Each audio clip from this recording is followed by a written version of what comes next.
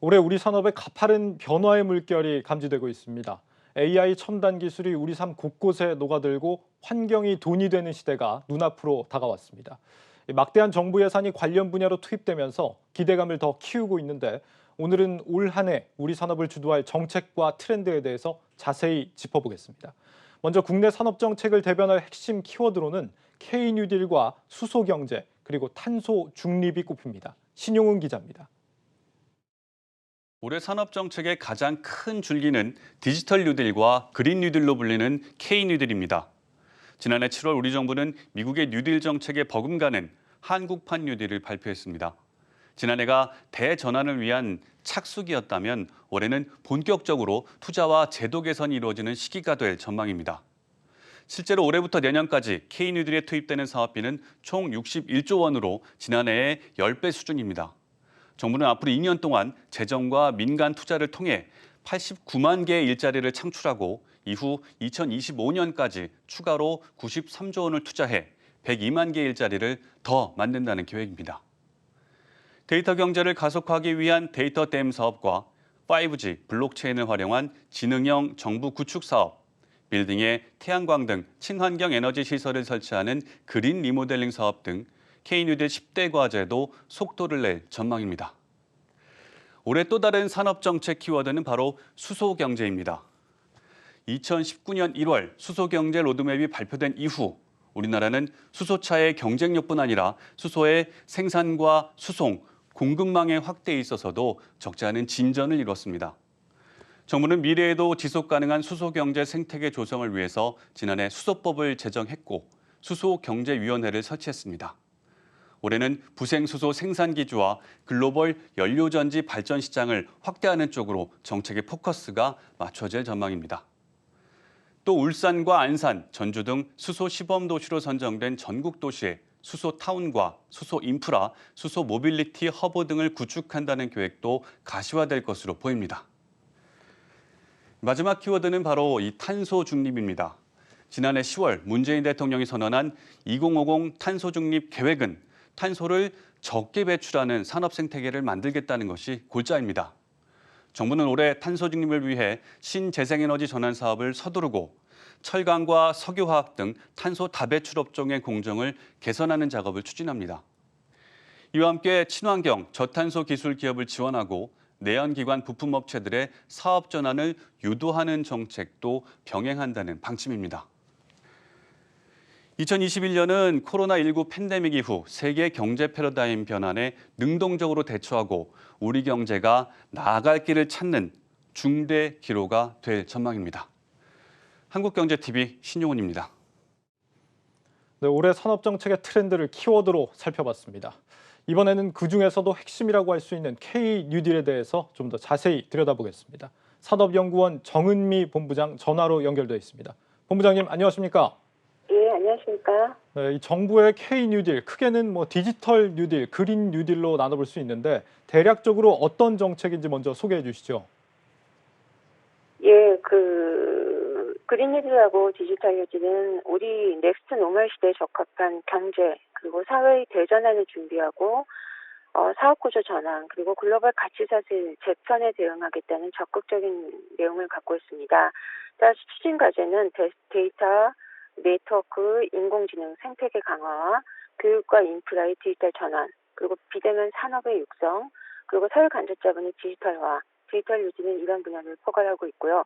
그리고 그린 뉴딜은 도시, 공간, 생활, 그리고 저탄소 분산형 에너지, 그리고 녹색 산업이라고 하는 전 사회적인 그리고 산업에 있어서의 구체적인 실행 전략들을 주요한 과제로 갖고 있습니다. 네.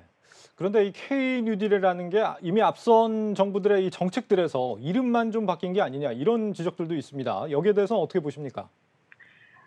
예, 그렇게 볼 수도 있겠습니다만, 기본적으로 이 뉴딜은, 이번에 추진한 뉴딜은 한국 경제와 산업의 구조적 문제점을 극복하고, 그리고 코로나19로 인해서 야기된 새로운 문제점을 통합적으로 인식하면서 그 해결책을 제시하고 또 다른 전환과 도약을 도모하는 것입니다. 따라서 사회 안전망 강화가 같이 추진되고 있기 때문에 결국은 일부분의 문제가 아니라 사회적인 대전환을 목표로 한다는 점에서 차원이 다르다고 인식을 해야 될 것 같고요. 그리고 정부가 주도하긴 하지만은 전 사회 그리고 산업, 기업이 함께 해야 한다는 점에 있어서는 차이가 있습니다. 예. 이 K 뉴딜에 투입되는 사업비가 올해와 내년에서 61조 원이나 된다고 합니다. 이 막대한 재정이 투입되는 만큼 제대로 추진되지 않으면 안 된다 이런 목소리도 나오고 있는데 어떤 점들이 좀 중요하다고 보십니까? 이번에는 사실은 K 한국판 뉴딜의 요체는 정부가 대상 분야를 선별하고 대규모 자원을 투입한다라기보다는 향후 국가 발전에 있어서 대표적인 분야이고 필수적인 분야로 디지털하고 그린 분야의 혁신을 제시한 것입니다. 그리고 이것에 대응하는 경제사회 전체 구조하고 실행 방식에 대해서 국가 차원의 대전환이기 때문에 결국은 장기적인 성장 경로를 선제적으로 제시했다는 점이고요. 결국은 대규모 국가 전략의 실행 과정에서 정책과 자원이 효과적이고 효율적으로 추진돼야 됩니다. 따라서 정책의 기획과 설계, 수행, 성과 측정, 피드백, 정책 개선 등 일련의 실행 과정이 단계별로 일관되고 그리고 구체적으로 진행되어야 한다는 점에 있어서 매우 중요한 그 시대점을 갖고 있습니다. 더욱 중요한 것은 이러한 뉴딜의 추진 과정에 있어서 중요한 것은 목표나 수치 달성보다는 얼마나 많은 주체가 참여했는가, 즉 국가가 주도하되 기업과 사회가 얼마나 참여할 수 있는가, 그리고 참여를 얼마나 하는가에 따라서 가장 그 성과가 달라질 것으로 보입니다. 그리고 한국판 뉴딜은 결국은 새로운 약속입니다. 원래의 미국 뉴딜과 마찬가지로 그 과정에서 사회 구성원의 의견 수렴과 사회적 합의가 중시되어야 되고요. 특히 저탄소 전환, 안전망 강화에서 유무형의 비용이나 재원, 그리고 기업과 산업의 경쟁력 약화 등이 우려되고 있기 때문에 이것을 어떻게 사회적으로 부담할 것인가, 그리고 제도적으로 지원할 것인가에 대해서 충분한 논의와 사회적 합의가 선행되어야 한다고 볼 수 있겠습니다. 네, 본부장님 오늘 말씀 여기까지 듣겠습니다. 고맙습니다. 네, 감사합니다. 네, 산업연구원 정은미 본부장과 이야기 나눴습니다. 네, 이번에는 이 K 뉴딜 관련 업종별 현안들을 좀 더 자세히 짚어보겠습니다. 산업부 신동호 기자 나와 있습니다. 신 기자, 네, 디지털 뉴딜에 대해서 먼저 좀 살펴보죠. 네. 데이터 댐, AI, 5G 여러 가지를 좀 들 수 있는데 먼저 이 데이터 댐이라는 개념이 정확히 어떤 겁니까? 네, 맞습니다. 이 디지털 뉴딜의 가장 핵심이 바로 이 데이터 댐이라고 할 수 있습니다. 이 데이터 댐이라는 것이 데이터가 모여서 흘러갈 수 있는 기반을 의미하는 건데요. 예. 이 좀 더 살펴보면은 데이터를 축적을 해서 댐에 담고서 AI나 이 5G 서비스와 결합을 해서 이 방류함으로써 다양한 산업 분야에서 이 막대한 이 데이터들이 잘 활용될 수 있게 도와주는 것을 뜻하기도 합니다. 그러니까 뭐 강물이 이렇게 댐에 모여서 활용이 되는 것처럼 데이터도 이제 댐 같은 곳에 모은다. 그렇죠. 축적을 한 다음에 네. 뿌린다고 볼 수 있겠죠. 데이터 관리에서 데이터 댐이라는 게 왜 중요한 겁니까? 예, 아무래도 이 최근에 5G 서비스가 상용화되면서 이 전 국민적으로 뭐 데이터량이 폭증하지 않았습니까? 예. 그래가지고 이 무작위한 데이터들이 많이 있는데 이 데이터들을 좀 체계적으로 관리를 할 수 있고 좀 한데 모아서 뭐 이렇게 좀 관리를 할 수 있어야 되는데 그게 이제 필요한 것이 이 데이터 댐인 겁니다. 그래서 이 무작위한 데이터들을 시적절하게 이 기업들이 뭐 뽑았을 수 있어서 또 그런 거를 제공을 할 수 있는 서비스를 원활하게 할 수 있도록 하기 위해서 이제 데이터 댐이 중요하다고 볼 수 있겠습니다. 그 얘기를 좀 듣고 보니까 데이터가 몰려드는 업계라고 한다면 역시 뭐 포털 업계가 좀 생각이 나는데 데이터 댐이 이쪽과도 좀 관련이 있는 거죠? 네, 맞습니다. 아무래도 이 데이터 댐 관련해서는 포털 업계의 움직임이 가장 빠르다고 볼 수 있겠는데요. 이 네이버가 이 데이터 댐의 핵심 인프라라고 할 수 있는 데이터 센터를 구축에 나서고 있는데요. 이미 춘천의 네이버 같은 경우에는 데이터 댐을 구축을 했고요. 예. 데이터가 최근에 이제 급증함에 따라서 세종에도 이 제2 데이터 센터를 건립을 하고 있습니다. 이 데이터 댐뿐만 아니라 네이버 같은 경우에는 데이터 공개를 통해서 디지털 뉴딜에 앞장을 서고 있는데요. 이 디지털 뉴딜이라는 것이 결국 축적된 데이터를 얼마나 어떻게 잘 활용하느냐가 관건이 되는데요. 이 때문에 네이버는 이 쇼핑이나 지역, 비즈니스 관련 데이터를 이 금융 데이터 거래소에 등록을 했습니다. 이 네이버가 보유하고 있는 데이터가 이제 방대하게 많지 않습니까? 예. 그래서 이러한 거를 공개함으로써 다방면에 이용할 수 있게 하는 건데요. 분야별 온라인 이제 쇼핑이나 뭐 쇼핑 트렌드를 파악할 수 있는 데이터라든지 각 지역에 특화된 뭐 데이터로 은행이나 카드사 등 뭐 금융권 데이터 결합을 해서 상품이라든지 또 다양한 서비스 개발에 활용될 전망입니다. 예. 또 다른 포털사가 이제 카카오가 있지 않나요? 네. 그래서 카카오 또한 디지털 뉴딜의 준비를 하고 있는데요. 카카오도 네이버와 같이 데이터 센터를 설립을 하고 있고요. 이제 향후 안산에다가 이제 한양대와 같이 이제 설립을 계획하고 있습니다. 카카오는 또 데이터뿐만 아니라 데이터템뿐만 아니라 또 다른 디지털 뉴딜 전략의 대표 과제 중 하나인 이 지능형 정부의 일환으로 정부 부처와 협력을 해서 이 카카오톡의 기반의 이 디지털 공공 서비스 제공에 집중한다는 방침입니다. 그렇군요. 포털 업계 말고도 데이터템을 준비하는 업체가 혹시 또 있습니까? 예, 아무래도 이 통신업계 또한 이 다양한 데이터를 활용할 수 있는 중요한 업계라고 볼 수 있겠는데요. 네. 이 특히 개인정보 활용 범위를 확대할 수 있는 데이터 3법 개정안이 이제 지난 8월에 시행이 되면서 통신사들의 이제 데이터 거래가 또 활성화될 것으로 기대가 되는데요. 예. 이 LG U+가 금융 데이터 거래소 등록을 마치고 상품을 준비 중에 있고요.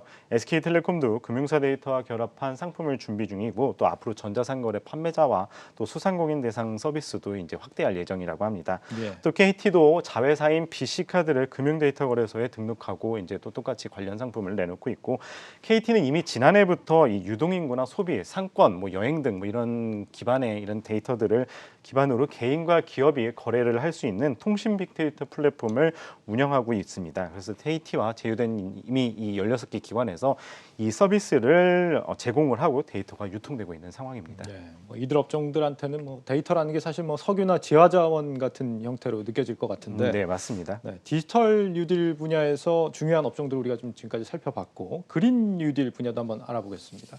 그린 뉴딜하면 요즘 또 이 탄소 중립이라는 개념이 좀 화두로 떠오르는 것 같아요.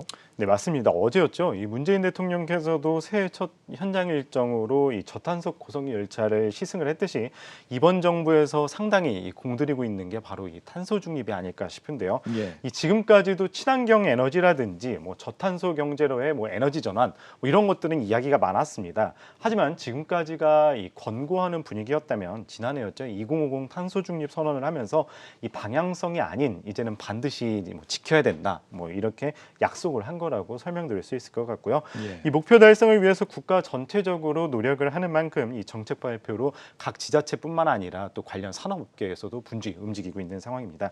네. 이 정부가 탄소 중립을 위한 방향으로 첫 번째로 이 깨끗하게 생산된 전기 수소 활용 확대를 이야기했는데요. 그래서 이 수소 관련 전략이 이 기업들의 사활을 걸 매우 핵심적인 요소로 작용할 수 있다는 겁니다. 그렇군요. 전기 수소를 활용한다라고 한다면 역시 자동차 업종이 좀 영향을 받을 것 같은데요.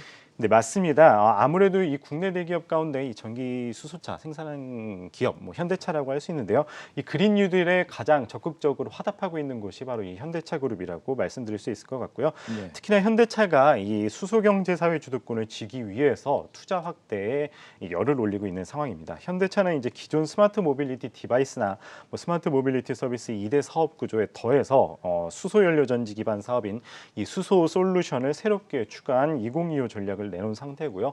수소 분야에만 모두 한 7조 6천억 원 정도를 투자를 해서 약 5만 명이 넘는 신규 고용을 창출하고 또 2030년까지 연간 50만 대의 이 수소 전기차 생산 체계 구축을 이제 목표로 하고 있습니다. 예. 현대차 그룹은 이제 수소 전기차를 중심으로 향후 기차나 선박, 뭐 도심 항공 모빌리티에도 수소 연료 전지를 확대 적용하고 또 발전용 시장에도 이제 진출할 계획을 가지고 있습니다. 그러면 이제 수소 전기차 말고 그린 뉴딜과 관련된 업종이 또 더 있죠. 어디가 있습니까? 네, 맞습니다. 이 그린 뉴딜 하면은 또 탄소 중립 말고도 이 신재생 에너지를 이제 또 꼽을 수 있겠는데요. 예. 우선 삼성전자가 이 저전력 메모리 제품을 선보이고 있고요. 뭐 그린 메모리 캠페인을 통해서 뭐 친환경 특성을 이제 고객사에게 올리고 이제 이를 채용하는 업체의 이제 기술 지원이나 협력을 다양한 방면에서 이제 지원을 하고 있고요. 예. LG는 AI 개발과 뭐 전기차 보급을 내세웠고 뭐 전기차 구매 시에 배터리 가격을 빼주는 배터리 리스 실증 사업이라든지 뭐 다슨 배터리를 회수해서 에너지를 저장하는 뭐 장치를 재활용하는 사업 등이라든지 이러한 친환경 모빌리티 생태계를 구축할 예정입니다. 예. 또 SK그룹 같은 경우에도 에너지 계열사를 주축으로 해서 뭐 수소 사업 추진단을 신설을 했고 또 포스코도 2050년까지 수소 500만 톤 생산 체계를 구축한다는 청사진을 내놓은 상태입니다. 예. 여기에 이제 발전 공기업들 또한 기존 사업을 유지를 하면서 이 정부의 그린 뉴딜 정책의 기조에 맞춰서 신재생 에너지 사업을 확대하고 있는 상황인데요. 이 한국전력이 신재생 에너지 사업으로 대규모 풍력 발전 사업을 추진하고 있고요. 한국수력 원자력 같은 경우에는 이제 지역과 공생하는 태양광 발전을 진행하고 있습니다. 이 밖에도 한화나 두산, 효성, GS 등이 이제 풍력이나 태양광 등 신재생 에너지의 전환 시대에 맞춰서 에너지 사업 강화, 조직 개편 등 이런 다양한 활동을 하고 있는 상황입니다. K 뉴딜에 대응하는 기업들의 상황을 짚어봤습니다.